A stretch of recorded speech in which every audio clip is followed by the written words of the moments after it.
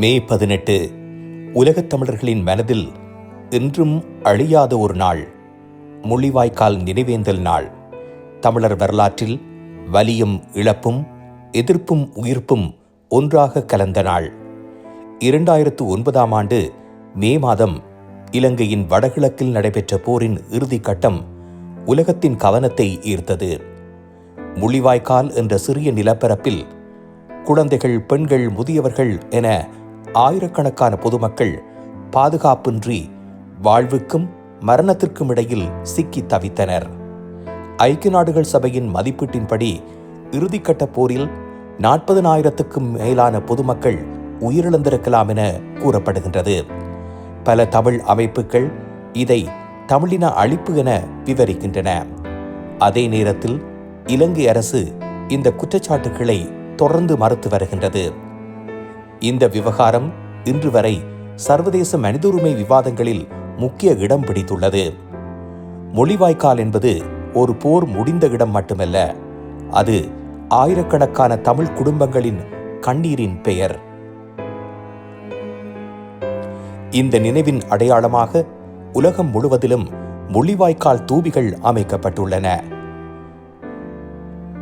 குறிப்பாக கனடாவில் பிராம்ப்டன் மாநகரில் அமைக்கப்பட்டுள்ள முள்ளிவாய்க்கால் நினைவு தூபி ஆண்டுதோறும் ஆயிரக்கணக்கான மக்களை ஒன்றிணைக்கும் நினைவிடமாக மாறியுள்ளது.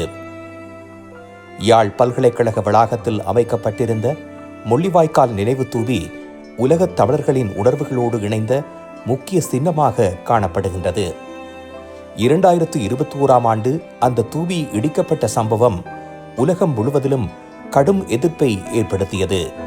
பின்னர் சர்வதேச அழுத்தங்களும் மாணவர் போராட்டங்களும் தொடர்ந்து எழுந்ததை அடுத்து அந்த நினைவு தூபி மீண்டும் அமைக்கப்பட்டது.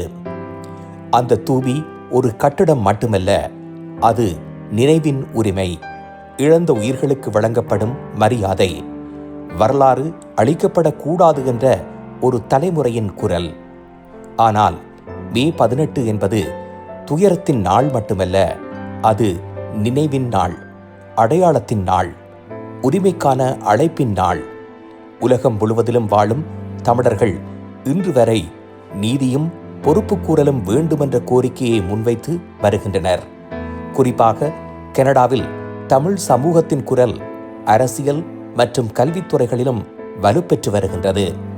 ஒன்டாரியோ மாகாணத்தில் ஒவ்வொரு ஆண்டும் மே 12ஆம் தேதி முதல் மே 18ஆம் தேதி வரை தமிழ் ஜெனோசைட் எடியூகேஷன் வீக் கடைபிடிக்கப்பட்டு வருகின்றது.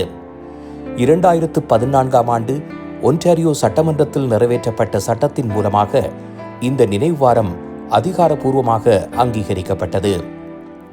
இந்த வாரத்தில் பாடசாலைகள், சமூக அமைப்புகள் மற்றும் மனித உரிமை குழுக்கள் தமிழர் வரலாறு, முள்ளிவாய்க்கால், மனித உரிமைகள் மற்றும் இன அழிப்பு விழிப்புணர்வு தொடர்பான நிகழ்ச்சிகளை நடத்துகின்றன. அதேபோல 2022ஆம் ஆண்டு கனேடிய நாடாளுமன்றம் மே 18ஐ தமிழ் ஜெனோசைட் ரிமெம்பரன்ஸ் டே என அங்கீகரித்தது. இது உலகத் தமிழர்களுக்கு முக்கியமான வரலாற்று சம்பவமாக பார்க்கப்படுகின்றது.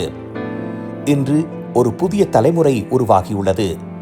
போர் காணாத இளம் தமிழர்கள் உலகம் முழுவதிலும் கல்வி, தொழில், அரசியல், ஊடகம், தொழில்நுட்பம் போன்ற துறைகளில் முன்னேறி வருகின்றனர். அவர்களின் கையில்தான் எதிர்கால தமிழ் சமூகத்தின் பாதை இருக்கின்றது. ஈழத்தமிழர்களின் எதிர்காலம் குறித்து பல்வேறு அரசியல் கருத்துக்கள் இருந்தாலும் ஒரு உண்மை மட்டும் மாறவில்லை. தமிழர் உரிமை, பாதுகாப்பு, சமத்துவம் மற்றும் மரியாதையுடன் வாழும் உரிமை. அதற்கான போராட்டம் இன்று ஆயுதத்தின் வழியாக அல்லாமல் கல்வியின் வழியாக, சட்டத்தின் வழியாக, சர்வதேச மனித உரிமை மேடைகளின் வழியாக, ஒற்றுமையின் வழியாக தொடர்கின்றது. முள்ளிவாய்க்கால் நமக்கு ஒரு பாடம் கற்றுக் கொடுத்தது.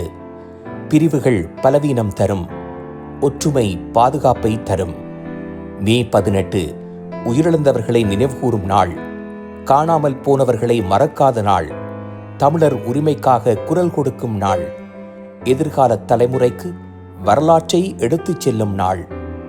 நினைவு உயிருடன் இருக்கும் வரை ஒரு இனத்தின் குரலும் உயிருடன் இருக்கும். சிஎம்ஆர் யூடியூப் சேனலில் இணைந்திருக்கும் நேர்கள் அனைவருக்கும் எமது நன்றி. காமெண்ட்ஸ் பகுதியில் உங்கள் கருத்துக்களை தெரிவிக்க தவறாதீர்கள். முக்கிய செய்திகள், காணொளி தொகுப்புகள், நேர்காணல் என பலதரப்பட்ட அம்சங்களையும் உங்களுக்காக தருகின்றது சிஎம்ஆர் யூடியூப் சேனல். சிஎம்ஆர் என்று சர்ச் செய்து எமது யூடியூப் சேனலை சப்ஸ்கிரைப் பண்ணுங்கள். உங்கள் உற்றார் உறவினர் நண்பர்களோடும் இந்த காணொளி தொகுப்புகளை பகிர்ந்து கொள்ளுங்கள். அருகில் இருக்கின்ற முக்கிய காணொளி தொகுப்புகளையும் தவறவிடாமல் பாருங்கள்.